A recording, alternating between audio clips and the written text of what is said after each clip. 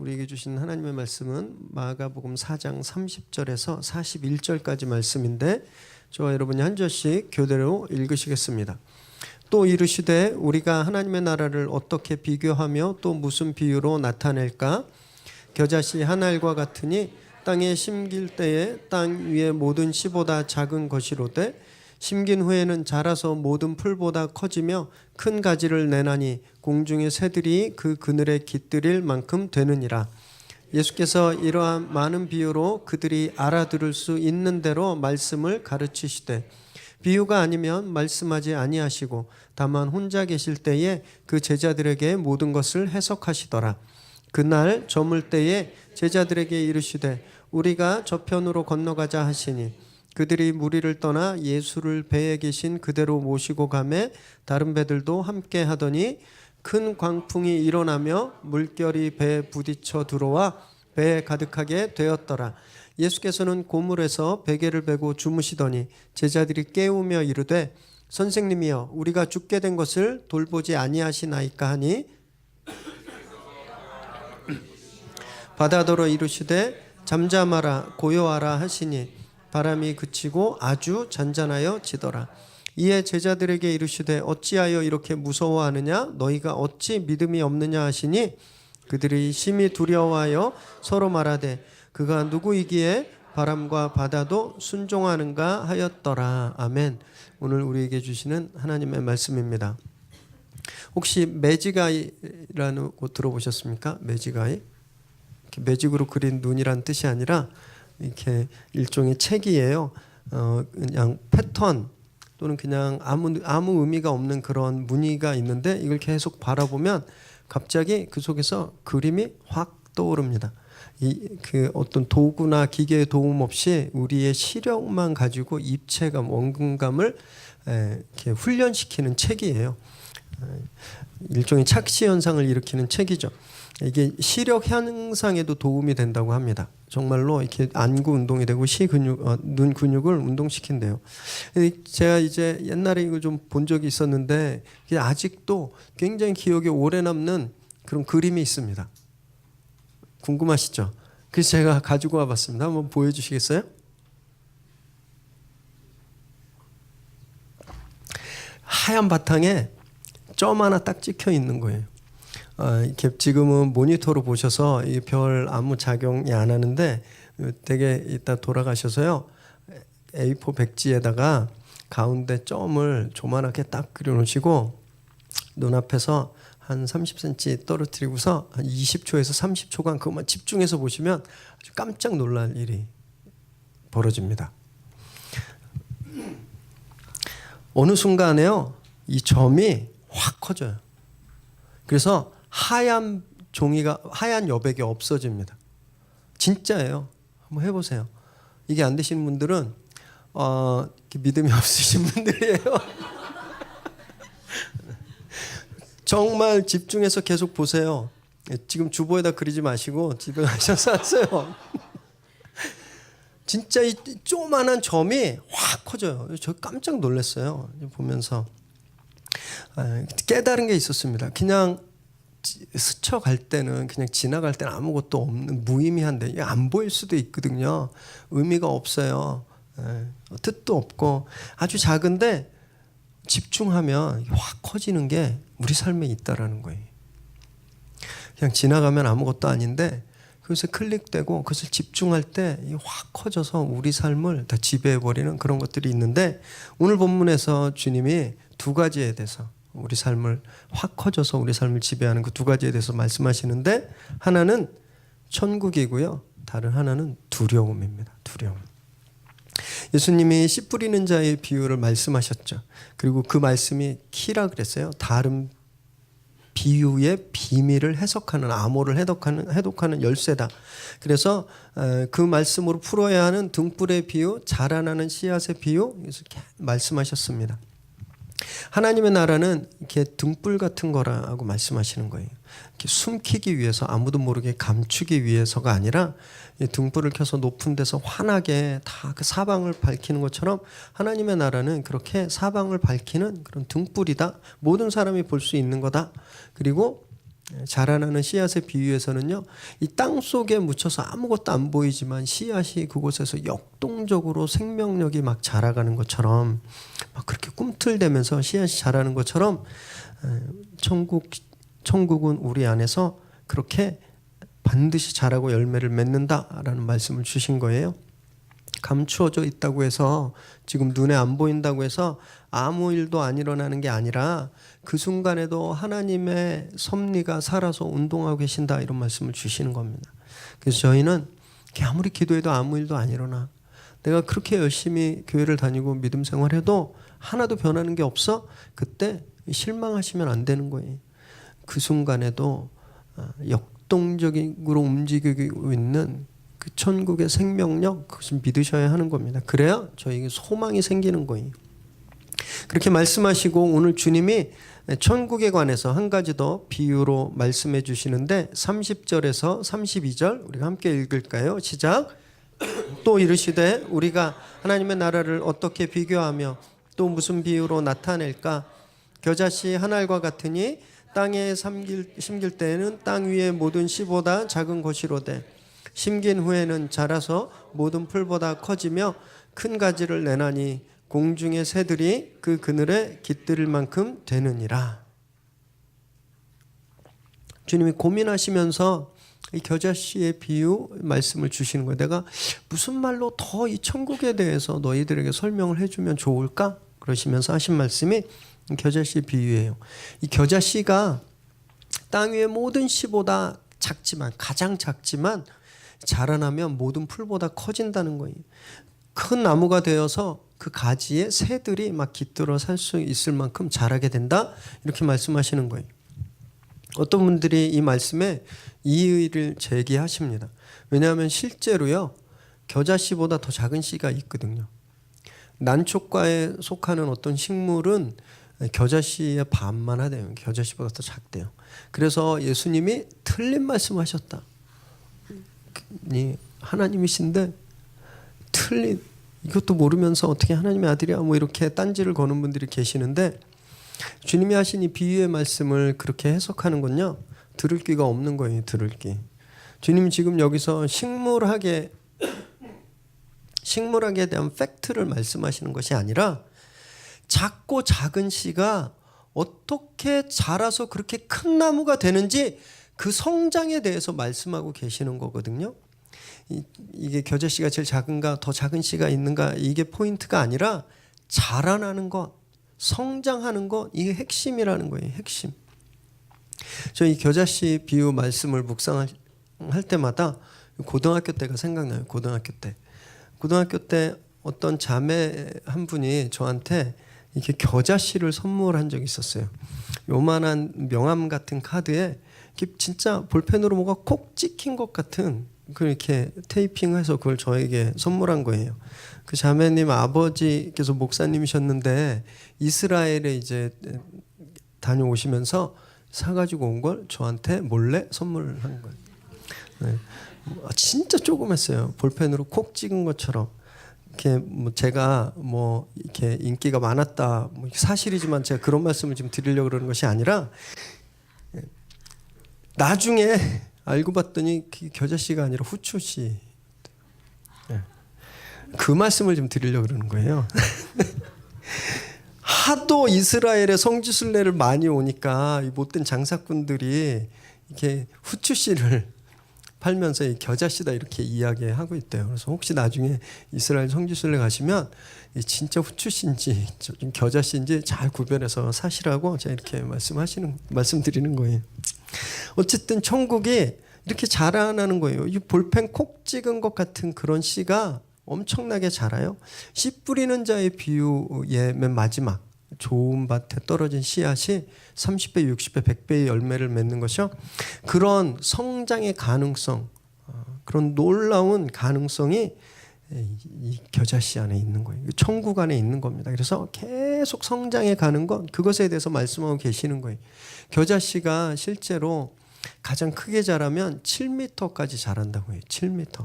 엄청나죠. 원래 이 겨자는 나무가 아니래요. 푸성기과래요. 푸성기과. 그런데 이 작은 씨앗이 자라면 거의 나무와 맞먹는 그런 큰 이게 자란다라는 거예요. 그래서 새들이 그 가지에서 쉴 수 있게. 여러분, 하나님의 나라는요, 이렇게 아주 작은 것에서부터 시작합니다. 아주 작은 것에서. 천리길도 한 걸음부터라는 말이 있죠. 이렇게 1m도 안 되는, 50cm도 안 되는 이 작은 보폭이 1000걸음을 만들어내는 것처럼 천국은요, 크고 엄청난 그런 사건으로부터 시작하는 것이 아니라 겨자씨앗처럼 아무도 쳐다보지도 않고 신경 쓰면 있는지도 없는지도 모르는 그렇게 작은 점에서 시작한다는 거예요. 얼마 후면 이제 성탄절인데, 그래서 어제 저희 데코팀이 하루 종일 교회 이제 데코를 해주셨어요. 너무 감사한데, 그 성탄절의 주인이신 예수님도 그렇게 시작하셨거든요. 베들레헴에 버려진 마구간, 진짜 이스라엘의 점보다 의미 없는 동네, 다 버려진, 사람들이 신경도 안 쓰고 쳐다도 안 보는 그 마구간에서 주님이 그렇게 시작하셨잖아요. 거기서 태어나셨어요. 왕으로 오신 분인데 왕궁에서 백성들의 환호와 고관 대작들의 박수를 받으면서 오신 게 아니라는 거예요. 아주 작은 곳에서 시작하셨어요.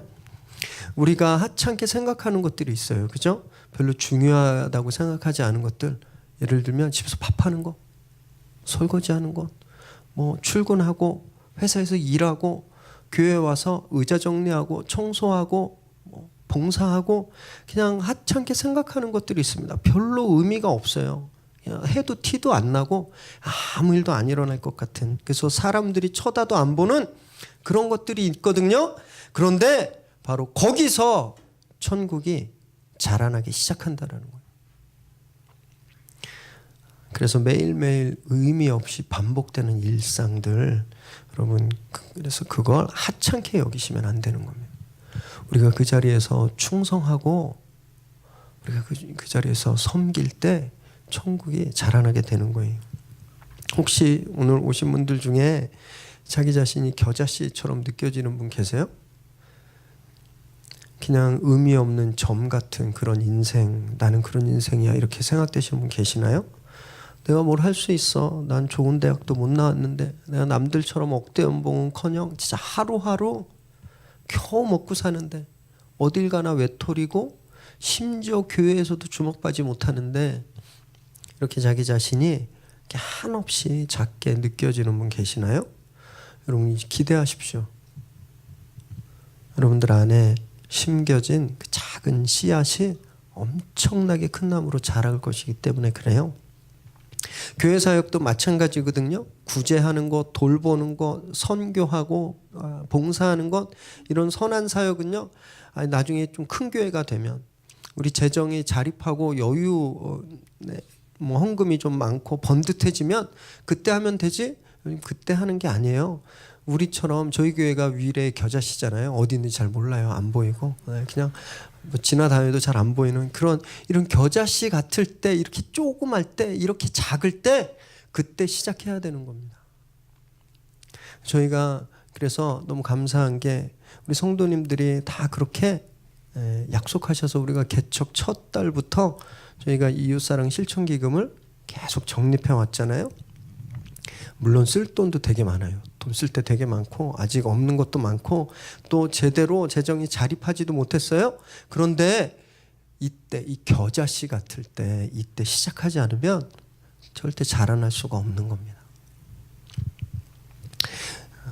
우리가 비록 겨자씨 같은 존재들이지만, 우리가 지금 그런 곳에 있지만, 아무도 주목하지 않고 아무도 내 가치를 인정해주지 않고, 지금 내가 그냥 바람 불면 날아가 버릴 것 같은 그런 조그만 먼지 같은 씨앗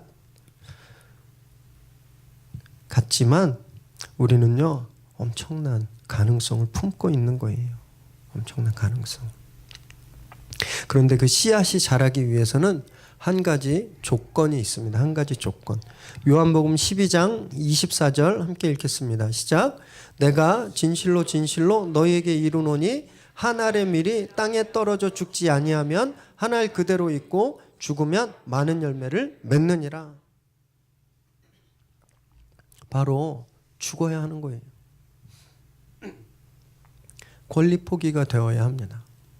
내가 살아있으면요, 우리 안에 떨어진 천국 씨앗이 살아날 수가 없어요. 여기서 18세기에 정말 위대한 철학자 헤겔의 변증법이 나왔습니다. 변증법. 정반합 다 들어보셨죠? 고등학교 때 뭐 이렇게 정반합. 네. 절대 정신이 스스로 자기를 부정하면서 그러면서 역사가 발전한다, 이렇게 이야기한 사람인데 너무 성경적인 거예요. 너무 자기를 부정하니까 발전이 돼요. 예수님이 그 모범을 보여주셨거든요. 십자가에서 죽으셨잖아요. 그랬더니 온 세계가 다 살게 되어버린 거예요. 단 한 번의 죽음으로 모든 존재가 생명의 열매를 얻게 되었다는 겁니다. 죽지 않으면 절대로 살 수가 없고요. 죽지 않으면 성장할 수 없는 것, 이것이 씨앗의 원리라는 겁니다. 여러분, 그 주님이 그렇게 죽으셔서 그 십자가 그늘 아래 온 우주가 깃들어 쉬게 되었잖아요. 겨자씨가 자라서 그 가지에 새들이 깃들어 살듯이 주님의 그 십자가에 온 생명이 깃들어 쉬게 되었듯이 여러분, 우리도 그래야 되는 거예요. 천국 씨앗을 품은 저희도 큰 나무가 되어서 사람들이 우리 안에 깃들어 쉬게 해야 되는 겁니다. 우리 가족들이 쉬게 해야 되고, 함께 일하는 동료들, 지역 이웃들이 쉴 수 있는 나무가 되어야 하는 거예요. 그러기 위해선 권리 포기가 날마다 이루어져야 됩니다. 날마다 내가 죽어야 돼요. 내가 살면 절대 그런 일이 일어날 수 없는 거예요. 그래서 천국은 다른 말로 매일매일 죽는 과정이다, 이렇게 말할 수 있는 겁니다. 매일매일 죽을 때 계속해서 성장하기 때문에 그래요. 그래서 가정에서 먼저 권리를 포기하시기 바랍니다. 엄마의 권리, 아빠의 권리 포기하세요. 여러분, 그래야 우리 가정이 성장하는 거예요. 회사에서 나의 권리를 포기하십시오. 대접받을 권리, 명령할 권리, 싫은 소리 할 권리, 이런 권리들을 포기해 보세요. 여러분, 그때 천국이 자라나는 것을 경험하게 되는 겁니다. 35절, 36절 읽겠습니다. 시작. 그날 저물 때에 제자들에게 이르시되 우리가 저편으로 건너가자 하시니 그들이 무리를 떠나 예수를 배에 계신 그대로 모시고 가매 다른 배들도 함께 하더니.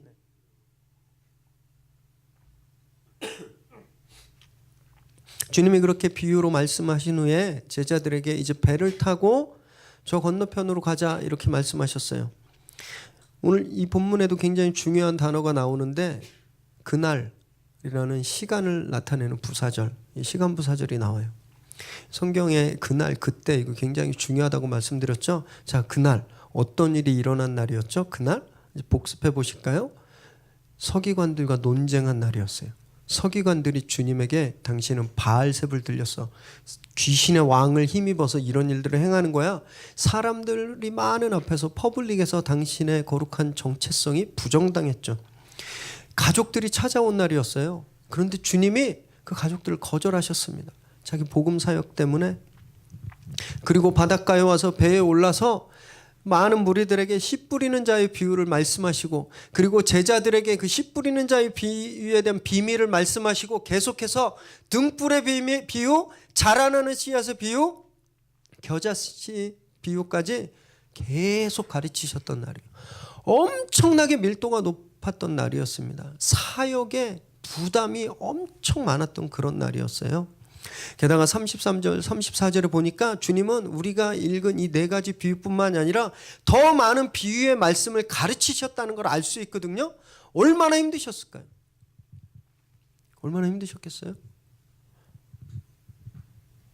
그래서 사역지를 호수 건너편으로 옮겨 가시면서 그 짬을 이용해서 좀 쉬길 원하셨던 겁니다. 제자들과 그 일행이 건너가자 하는 말씀에 즉시 순종했어요. 그래서 배를 띄웠습니다. 그런데 큰 사달이 나버린 거예요.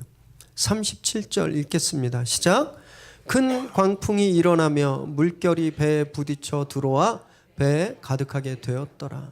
태풍이 막 몰아쳐서 배에 물이 가득해서 막 가라앉을 지경이 된 거예요. 갈릴리가 호수인데 웬 태풍이냐, 이게 말이 되나? 이렇게 생각하실 수 있을 텐데요.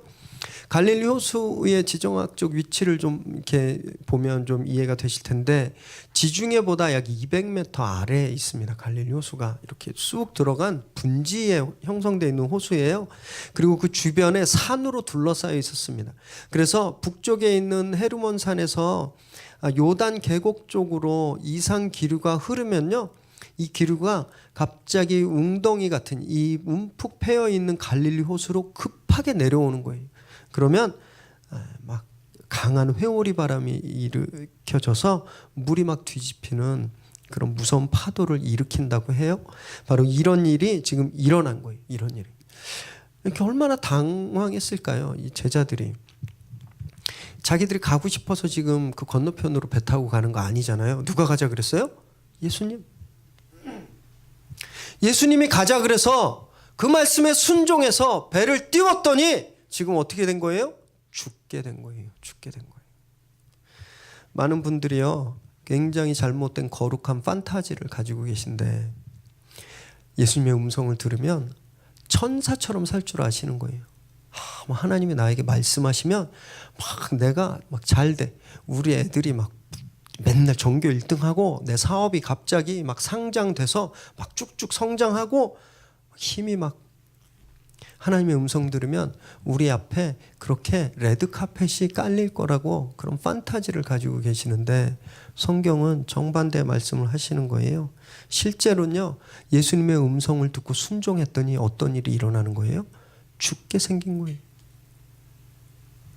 여러분, 이게 진짜예요. 바울 사도가 다메섹으로 가다가 주님을 만났죠. 그래서 주님의 음성을 듣고 어떤 삶을 살게 되었는지 아세요? 고린도후서 11장 23절에서 27절을 함께 읽겠습니다. 시작. 그들이 그리스도의 일꾼이냐 정신없는 말을 하거니와 나는 더욱 그러하도다. 내가 수고를 넘치도록 하고 옥에 갇히기도 더 많이 하고 매도 수없이 맞고 여러 번 죽을 뻔하였으니 유대인들에게 40에서 하나 감한 매를 5번 맞았으며 3번 태장으로 맞고 1번 돌로 맞고 3번 파선하고 일주야를 깊은 바다에서 지냈으며 여러 번 여행하면서 강의 위험과 강도의 위험과 동족의 위험과 이방인의 위험과 시내의 위험과 광야의 위험과 바다의 위험과 거짓 형제 중의 위험을 당하고 또 수고하며 애쓰고 여러 번 자지 못하고 줄이며 목마르고 여러 번 굶고 춥고 헐벗었느니라. 바울이 예수님 만나기 전엔요, 아주 멋진 삶을 살았습니다. 굉장한 인텔리였어요. 당대 석학인 최고 석좌 교수인 가말리엘의 수제자였거든요. 그래서 떠오르는 차세대 리더였습니다. 공회를 대표해서 불순분자들, 기독교인들을 잡는 그런 책임자이기도 했고요. 아주 승승장구했던 사람이었어요. 부족함이 없는 사람들이었습니다. 그런데 그가 주님을 만나고 그 부르심에 순종하니까 어떤 삶을 살게 되었는지 알아요? 수없이 매맞고 수없이 강도와 테러의 위험에 시달리고 줄이고 굶고 헐벗고 춥고 목마른 삶을 살았다라고 고백하는 거예요. 죽음의 연속이었다는 거예요. 주님 말씀 듣고 순종했는데 계속 이런 삶을 살게 되었다는 거예요. 저도 개척하라는 주님의 음성을 딱 들었을 때, 그리고 순종했을 때, 아, 이제 장밋빛 인생이 펼쳐지겠구나 라고 착각했었어요. 실제 핏빛 인생이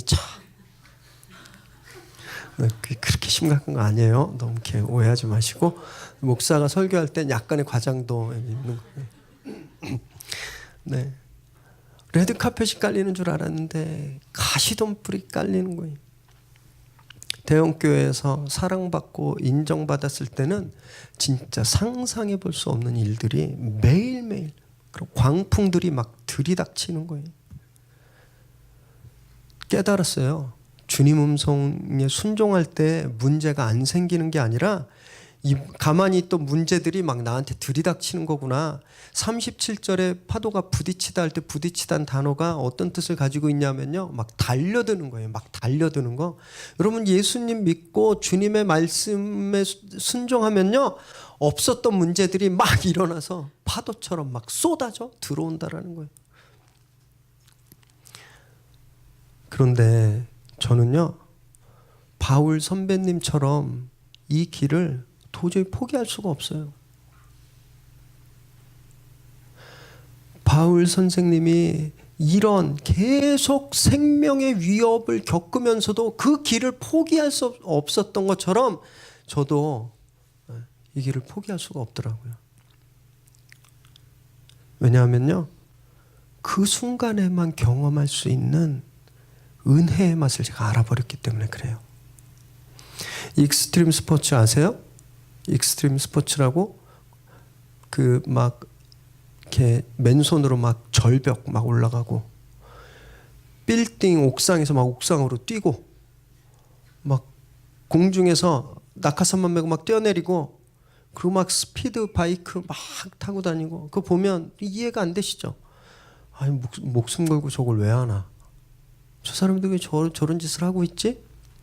그런데 그 사람들은요, 그때 그 짜릿함을 경험하면 그걸 안 할 수가 없는 거예요.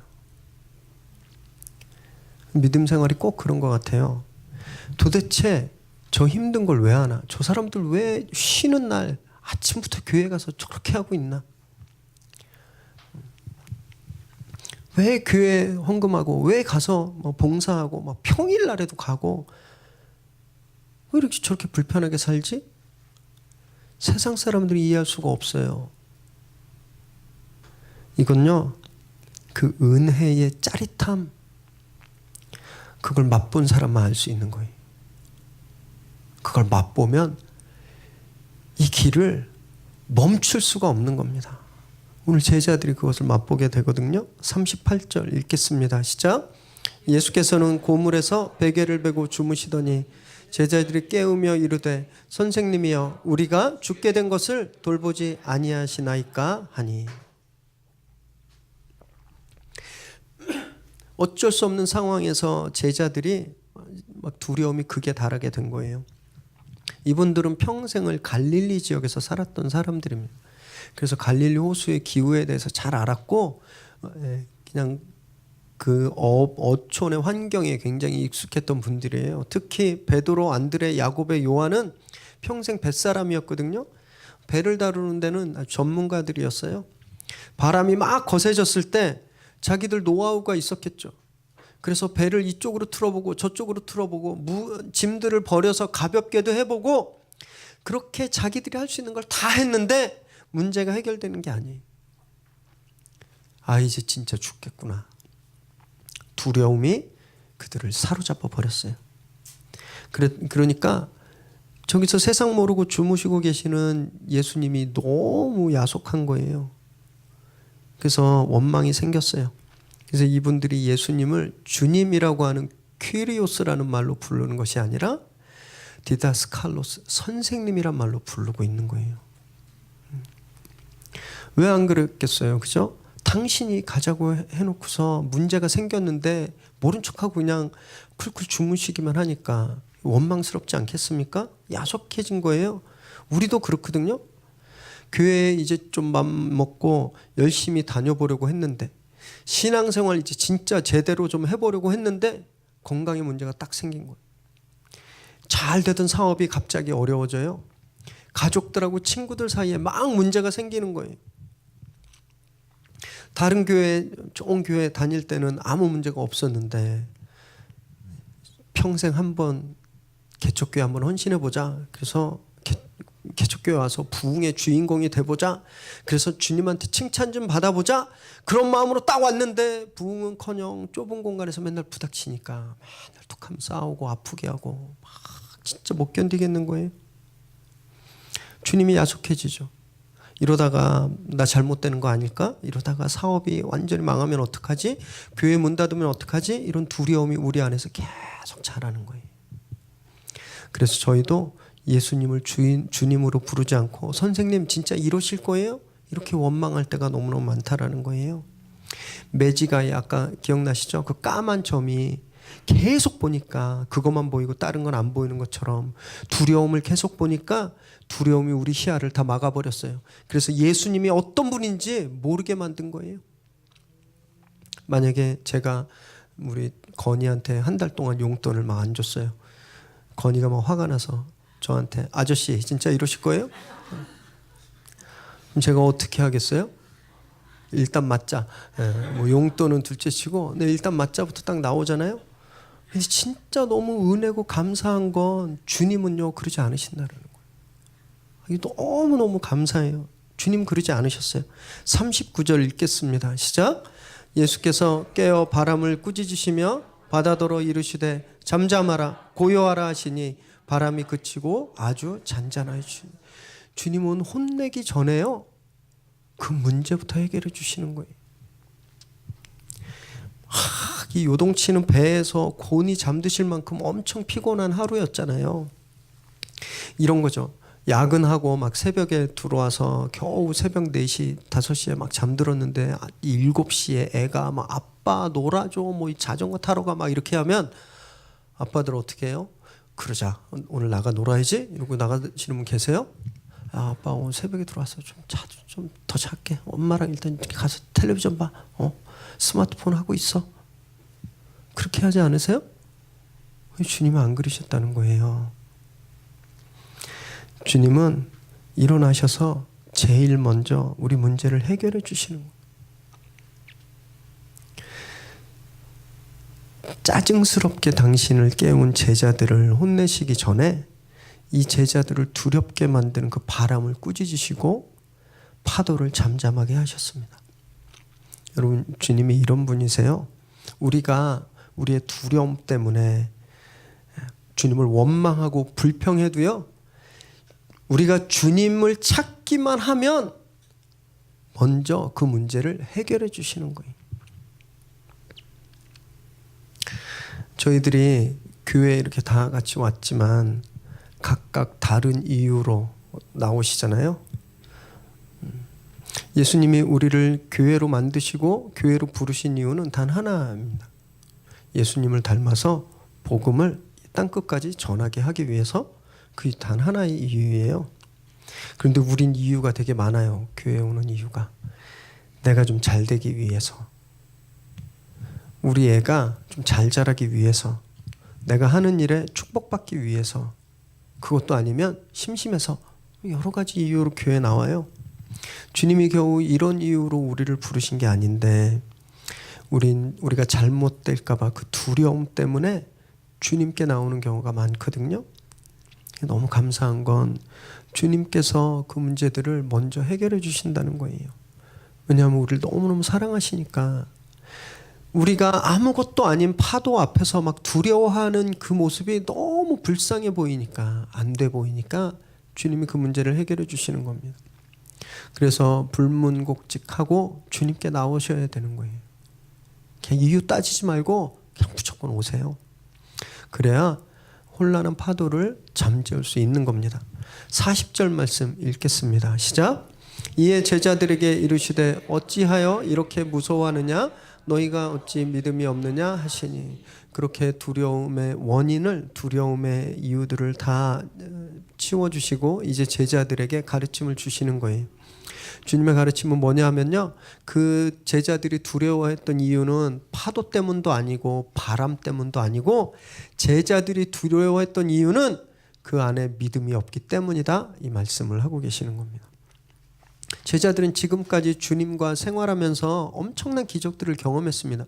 예수님 말 한마디에 귀신이 막 휙 사라져가고 꼼짝 못했던 전신마비, 중풍병자가 막 벌떡 일어나서 자기 상을 막 가져가기도 하고, 막 귀신이 막 소리치고 떠나가고, 이렇게 다 봤어요. 예수님께서 말씀을 통해서 하늘의 권세가 당신에게 있다라고 말씀하셨고, 그리고 그 권세가 있음을 진짜 직접 그들 눈앞에서 보여주셨는데 예수님이 어떤 분인지 모르는 거예요. 제자들이 그런 분과 같은 배에 타고 있었는데 두려움에 사로잡혔어요.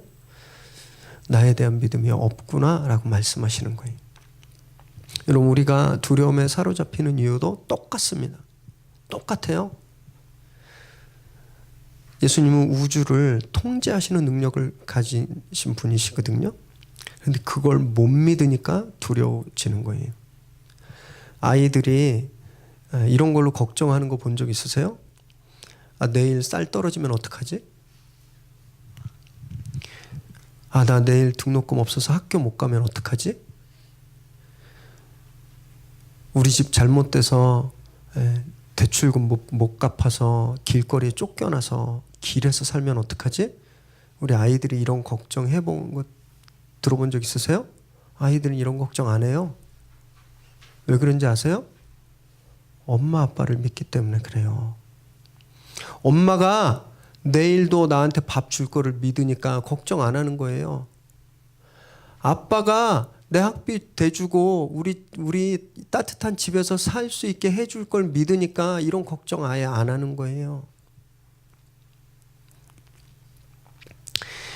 이 세상의 주인이신 예수님을 믿으면요, 그런 걱정을 할 수가 없는 겁니다. 그런 걱정을 할 수가 없어요. 내가 병 때문에 잘못될지, 내가 경제적으로 어려움 당해서 완전히 다 망해버릴지, 그래서 굶어 죽으면 어떡하나, 이런 걱정이 성립이 안 되는 거예요. 성립이. 그걸 못 믿으니까 걱정하고 두려워하는 겁니다. 그래서 주님이 우리에게 계속 믿어라 이렇게 말씀하시는 거예요. 요한복음 14장 1절 읽습니다. 시작. 너희는 마음에 근심하지 말라. 하나님을 믿으니 또 나를 믿으라. 말씀 한마디로 세상을 지배하시는 분이 지금 우리를 두렵게 만드는 것들 있잖아요. 그 문제들을 잠잠하게 만드실 능력이 있음을 믿으시기 바랍니다. 반드시 그렇게 될 거예요. 41절 읽겠습니다. 시작. 그들이 심히 두려워하여 서로 말하되 그가 누구이기에 바람과 바다도 순종하는가 하였더라. 바람과 파도가 잠잠해지니까 제자들이 지금까지 가지고 있었던 두려움 대신에 새로운 어떤 두려움에 사로잡히게 되었습니다. 말씀 한마디로 파도와 바람을 잠재우신 그 능력 앞에서 마치 모세가 시내산에서 하나님을 대면했을 때 경험했던 그 거룩한 두려움 있잖아요. 이것을 경외심이라고 하는데 지금 제자들이 그것을 경험하고 있는 거예요. 한글 성경엔 다른 말로 번역했습니다. 37절, 39절, 41절에 똑같은 단어가 3번 쓰였는데 한글 성경에서 각각 다르게 번역했어요. 뭐냐면 37절에 큰 광풍의 큰, 39절에 아주 잔잔하여지더라의 아주, 41절에 심히 두려워하여의 그 심히, 이 세 단어가 다 똑같은 단어예요. 메가스라는 단어입니다. 메가스. 이 단어에서 영어에 메가라는 말이 나왔어요. 큰, 엄청난, 많은, 강한 이런 뜻을 갖고 있거든요. 이 본문이 무엇을 말씀하고 계신지 알아요? 메가 프로블럼이, 큰 문제가 예수님의 메가 파워로 해결되는 거예요. 그리고 났더니 우리가 메가 월십, 그전에는 경험해보지 못했던 그 강한 예배, 그것을 경험하게 된다는 겁니다. 예수님의 음성을 들으면요, 문제가 생기는 거라고 말씀드렸죠. 그런데 거기서 끝나는 게 아니라는 거예요. 그 문제가 주님의 개입하심으로 완전히 깨져버리는 걸 경험하게 되는 거예요. 그랬더니 지금까지와는 차원이 다른 능력의 예배, 그 메가워십, 그 예배를 우리가 경험하게 되는 거예요. 이런 짜릿한 은혜의 체험, 그것이 우리들로 하여금 계속해서 주님의 음성에 귀 기울이고 주님의 말씀에 순종하게 만드는 겁니다. 여러분, 32절에 보면 큰 가지가 자라서, 겨자씨가 자라서 큰 가지가 된다고 할 때 큰 있죠? 이 큰이 뭘까요? 메가스예요. 이것이 아주 보잘것없는 작은 씨가 큰 나무로 자라는 비결이라는 거예요. 왕성하게, 지금은 땅 밑에서 아무것도 안 보이지만 이 천국 씨앗이 왕성하게 자라서 확대 성장하는 그 비밀, 그것이 바로 이거라는 겁니다. 예수를 만나면 문제가 없어지는 게 아니에요. 더 큰 문제가 와요. 그런데 예수를 모르는 사람들은 그 문제에서 실패하고 죽지만 우리는 안 그런다는 거예요. 그걸 경험할 때